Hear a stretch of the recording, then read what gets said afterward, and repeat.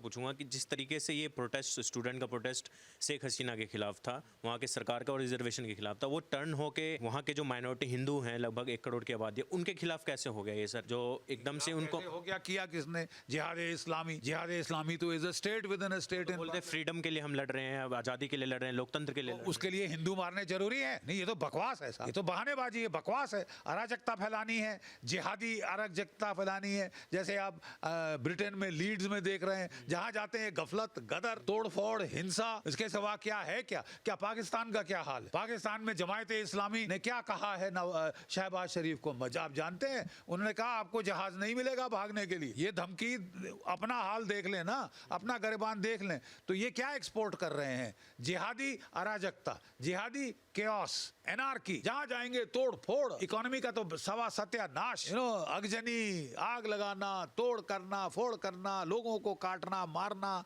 रॉयटिंग करना, हिंसा करना, ये स्पेशलिटी है साहब, ये एक्सपोर्ट कर रहा है पाकिस्तान। अब समय आ गया है कि इस पूरे किरदार में हथकंडा पाकिस्तान की ISI ने किया है, अमेरिका और चीन के इशारे। अब समय आ गया है कि हम पाकिस्तान को आड़े हाथ लें, इस फसाद की जड़ को आड़े हाथ लें। हमें हैरानी हो रही है कि क्यों एक बड़ा उदार नीति पाकिस्तान की तरफ हो गई है। सीज फायर नहीं हटाया जो 4 साल से चल रहा है, और जो भी उसने हथकंडे साउथ ऑफ पीर पंजाल, रजौरी, पुंछ, रियासी, कठुआ, डोडा, किश्तवाड़ में शुरू किया है, अभी तक हमने कोई पलटवार नहीं किया है।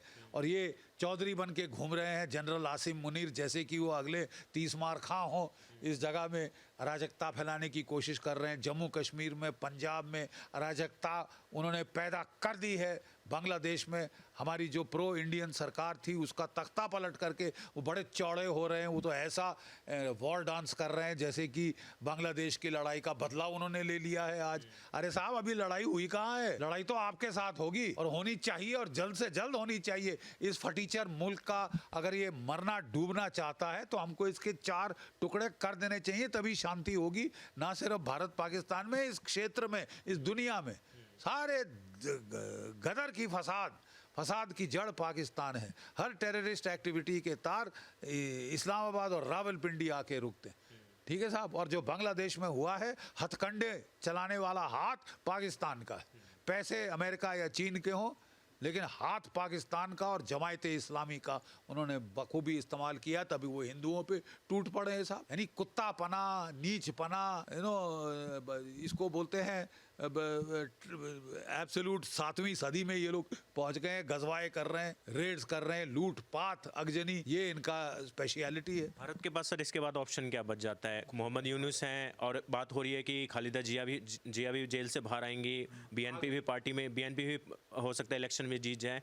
जिस तरीके का हिंसा हो रहा है सर, भारत के पास क्या, भारत की रिस्पॉन्सिबिलिटी बनती है वहाँ के हिंदुओं के लिए? क्योंकि कहीं ना कहीं दुर्भाग्यपूर्ण है, जिस देश को भारत ने मदद करी 1971 में आज़ाद कराया, आप खुद उसके पार्टिसिपेट है, आपने खुद उसमें युद्ध लड़ा था, बहुत दुर्भाग्यपूर्ण है। 10 मिलियन रेफ्यूजीज यहाँ से भेजे थे, जिनमें से अधिकांश, मैं तो कहूँगा 80% हिंदू थे।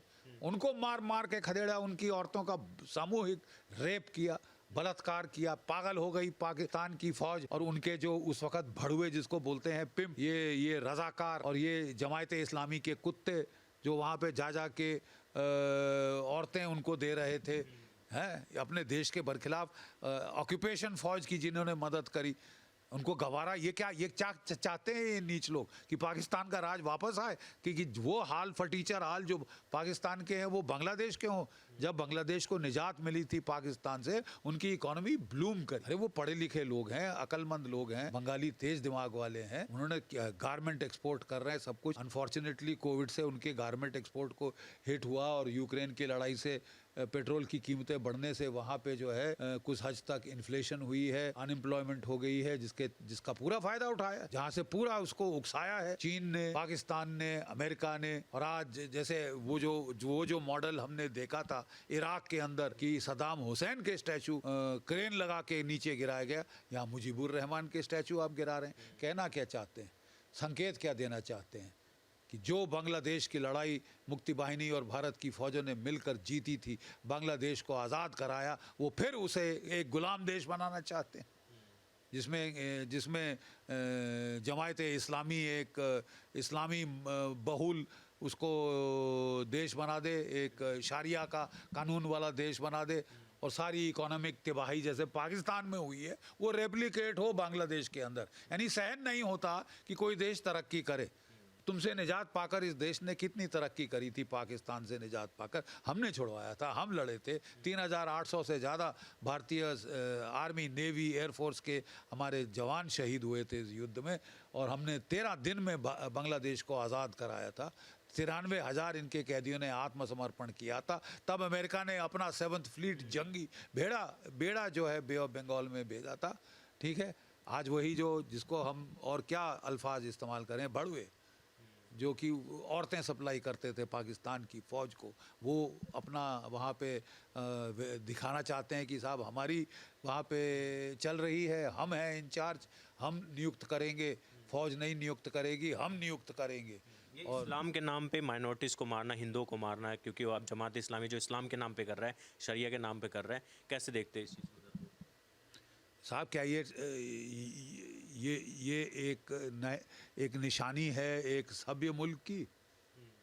एक ऑर्डरली, कम से कम लॉ एंड ऑर्डर एस्टैब्लिश करना, अपने सिटीजन्स की जान बचाने का जिम्मा अब मोहम्मद यूनुस साहब के ऊपर, and he will have to deliver. दूर से क्रिटिसाइज करना आसान है, अब हम देखें कि वो कब अराजकता खत्म करते हैं। इंडियन गवर्नमेंट के साथ मोदी सरकार के पास क्या ऑप्शन है वहाँ के हिंदुओं को के लिए, और वहाँ जो माइनॉरिटीज़ पे अटैक है उनको protect? Right now we are waiting and watching, और हम लोग होप एंड प्रे कर रहे हैं कि बांग्लादेश की बेहतरी के लिए वहाँ पे स्थिति सामान्य हो, ये सब दंगा फसाद बंद हो, लॉ एंड ऑर्डर दोबारा उसका कानून जो है व्यवस्था वो फिर से वापस उस देश में आए। ये तो ये अजग नहीं अराजकता, प्राइम मिनिस्टर का घर लूट लो, उसके फर्नीचर उठा के चोरी करके सिर पे टांग के ले जाओ, उसकी साड़ियाँ और ब्लाउज भी ले जाओ बेचारी के, और दुनिया भर में घुमाते फिरो, ये वो। आई मीन ये समझते हैं कि बड़ी अच्छी छवि हो रही है बांग्लादेश की। क्या बांग्लादेश के लोगों को लग नहीं रहा कि हम क्या कर रहे हैं? दुनिया के सामने अपना तमाशा बना रहे हैं, और जो सिटीजन्स आपके हैं उनकी हिफाजत बांग्लादेश की सरकार की जिम्मेवारी है। Let there be no doubt, सरकार की जिम्मेवारी है कि वो लॉ एंड ऑर्डर प्रिवेल हो, रूल ऑफ लॉ प्रिवेल हो।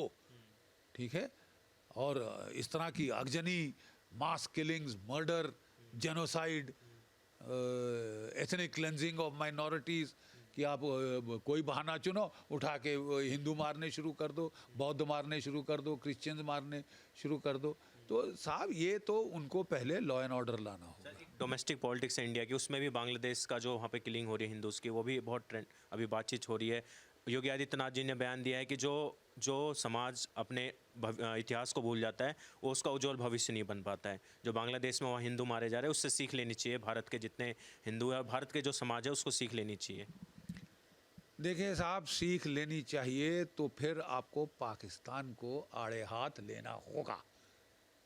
ठीक है ना, ये युद्ध भारत के अंदर कोई थोड़ी ना लड़ेगा, यहाँ पे रॉयटिंग थोड़ी ना उसका जवाब है। ये इसके पीछे हाथ किसका है? पाकिस्तान का, आसिफ मुनीर का। आप उससे लड़िए ना, फसाद की जड़ से लड़िए। भारत के अंदर जो है अगजनी क्या हम करके अब क्या करना चाहते हैं कि हमारी फौजें हैं वो लड़ने के लिए, उनका इस्तेमाल करिए ना, इस्तेमाल करिए, पाकिस्तान को सबक सिखाइए। ये कोई बड़ा भारत के हित का काम किया है पाकिस्तान ने बांग्लादेश को डिस्टेबलाइज करके? चुनौती दी है उसने हमको कि मैंने तो बगैर लड़े तुमसे अपनी फौज का इस्तेमाल किए बांग्लादेश की लड़ाई का नतीजा पलट दिया। तो ज़रा हमको भी पलटना आता है। भारतीय सेना को हस्तक्षेप करना चाहिए सर वहाँ पे, जो अगर अनरेस्ट पाकिस्तान में आना चाहिए। यहाँ पे हमको वेट एंड वॉच करना होगा अब कि ये जिम्मा भारत की फ़ौज का नहीं है, ये जिम्मा है जो बांग्लादेश की फ़ौज, बांग्लादेश की पुलिस और अव्वल बांग्लादेश की सरकार और ये मोहम्मद यूनुस का। ये जो 82 साल के बूढ़े हैं, अब इनको ये कंट्रोल करना होगा।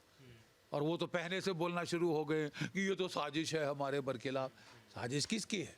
आपकी जमायत इस्लामी कर रही, जिसको चहेते आप बड़ा समझ रहे हैं, जिसके कंधों पे आप प्राइम मिनिस्टर बन के आए। क्या मोहम्मद यूनुस बांग्लादेश में ये जब पनपती अराजकता है, जो गलियों पे हिंसा है, जो कि जमायत इस्लामी पागलों जैसे जो मुजीबुर रहमान की पार्टी अवामी लीग के लोगों को मार रही है जान से, उनके लाशों को लटका रही है पुलों से, और ये जो नरसंहार वहाँ हो रहा है, हिंदुओं के मंदिरों पे अटैक, हिंदुओं के घरों पे अटैक, हिंदुओं की बिजनेसेस पे अटैक, हिंदू तो दहशत में है वहाँ पे। तो ये दहशत का नंगा नाच जो हो रहा है, अब उन्होंने पुलिस के खिलाफ एक्शन लेना शुरू किया कि साहब ये जो पुलिस है इसने हमारे ऊपर फायर खोला, कोई 400 लोग मरे, इल्ज़ाम लगा रहे हैं, और पुलिस स्टेशनों को जलाना शुरू किया, पुलिस वालों को मारना शुरू किया। तो पूरी पुलिस स्ट्राइक पे चली गई है कि कर लो साहब, अब आप बचाओ, क्योंकि आप नहीं चाहते कि हम अनुशासन करें तो आप बचा लीजिए। बांग्लादेश की फ़ौज अपने पल्ला झाड़कर वो बहुत अच्छा दिखाना चाहती है लोगों को, उनकी सहानुभूति गेन करना चाहती है। वो तिएनअनमेन स्क्वायर जैसा मैसेकर नहीं करना चाहती, जलियांवाला बाग नहीं करना चाहती। तो बांग्लादेश की फ़ौज ने अपने आप को पूरा हटा दिया है कि हम हसीना वाजिद के साथ नहीं, हम तो लोगों के साथ हैं। अलबत्ता वो कोई एक्शन नहीं ले रहे, ना पुलिस एक्शन ले रही है, अराजकता का माहौल है, एब्सोल्यूट एनार्की का माहौल है, कंट्रोल में आ नहीं रहा। कंट्रोल क्या मोहम्मद यूनुस खुद करेगी? करना पड़ेगा तो पुलिस और फ़ौज को। ना पुलिस हिल रही है, ना फ़ौज हिल रही है। हमें तो दिख नहीं रहा कि हमको तो केवल अराजकता और केओस बांग्लादेश में दिख रहा है। और ये अगर इतना शौक था केओस का, उनको ये गवारा नहीं था कि 15 साल से वहाँ शांति थी, प्रोग्रेस थी, इकोनॉमिक प्रोग्रेस हो रही थी। अब एंटी इनकमेंसी फैक्टर हो जाता है, 3 टर्म क्या 4थी टर्म थी उनकी, उसमें एंटी इनकमेंसी फैक्टर तो किसी भी लीडर के खिलाफ हो सकता है। लेकिन जो एजिटेशन शुरू की गई कि भाई आरक्षण नहीं हो, कि इक्वल डिस्क्रिमिनेशन नहीं होनी चाहिए, तो बात ऐसी है कि उन्होंने तो खुद हटा दिया था हसीना वाजिद ने, ये तो ढाका की हाई कोर्ट ने वापस ला दिया, और फिर सुप्रीम कोर्ट ने बांग्लादेश की 30% से घटा के 5% कर दिया था। तो मुद्दा तो ख़त्म हो चुका था, लेकिन मुद्दा ये थोड़ी ना था साहब, ये तो बहाना था, ये तो एजिटेशन का बहाना था, और जिससे कि फ्लैश मॉब्स इकट्ठे किए जा रहे हैं टेक्सटिंग से, और ये हथकंडे बहुत ट्राई कर चुका है अमेरिका, यूक्रेन में, ईस्ट यूरोपियन देशों में, अरब स्प्रिंग में, प्राग स्प्रिंग में, violet revolution, orange revolution, pink revolution, ये तो ग्रीन रेवोल्यूशन कर दी जिहाद इस्लामी के साथ। और पूरा जो एक अच्छा देश भला चंगा चल रहा था, वहाँ साहब सिवाय अराजकता के अभी तक तो हमको कुछ दिखाई नहीं दिया।